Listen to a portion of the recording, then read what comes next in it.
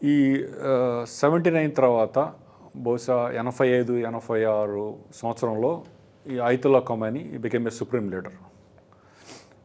Iran became a theocratic country.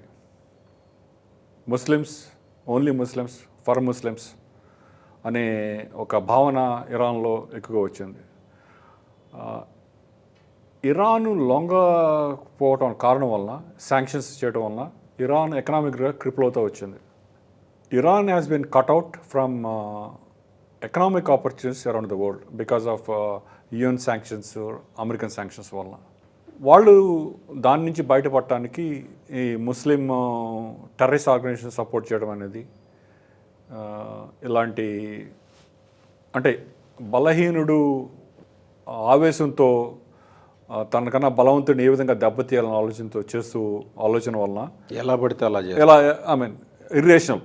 అంటే ఒక విధంగా చెప్పాలంటే ఒక చేతిలో మెషిన్ గన్ ఉంటే ఇర్రెస్పెక్టివ్ పిచ్చివాడుగా చేతిలో రాయిలాగా చుట్టుపక్కల without targeting is blindly shooting, అలా జరుగుతూ వచ్చింది. అది ఈ 50 సంవత్సరాల కంటిన్యూ అవుతూ వచ్చింది.